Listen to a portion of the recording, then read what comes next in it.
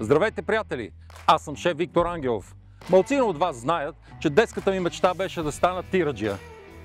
Не се осъществи. Станах готвач. Днес обаче искам да ви покажа как от класически ястия ще трансформираме в феноменално вкусни нови рецепти. Идвайте с мене!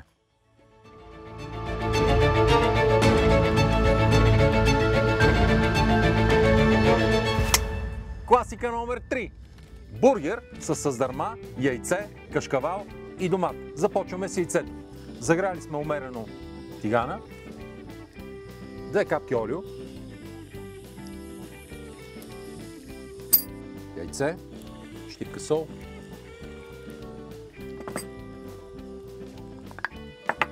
щипка черен пипер. Разрязваме питката на 2. Отваряме я и покапваме малко олио от вътрешната страна. Защо? Защото ще я запечем и ще фане много приятен златист загар. Междувременно си подготвим останалите съставки. 2 шайби домат и 2 листенца свежа марула. Яйцето е почти готово. Да видим питките. Започва да хващат загар. Точно това искаме. Ето, чудесно.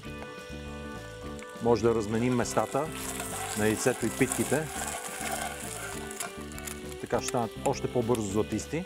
Хляба омеква много приятно от външната страна, а от вътрешната става златист. Още минутка и сме готови. Няма търпение да опитаме най-хубавия бургер, най-бързия бургер с създърма. Хляба вече е готов. Яйцето може да остане още минутка. Парче с дърма, без мазнина. Добавяме в тигана. Като хване загара и обръщаме, слагаме 2 парчета кашкавал и сервираме. Точно това търсиме. Прекрасен златист цвят. Ставям отгоре кашкавала, за да се разтопи. Междувременно на основата на хлебчето слагаме малко майонеза, на капака кетчуп,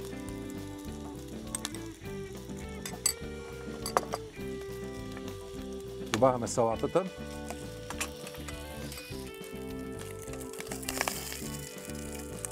бургера от създърма, 2 парчета домат, малко сол на домата и яйцето най-отгоре. Бургера ни е готов.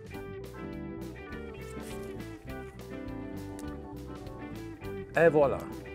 Бургер с създърма. Обожавам.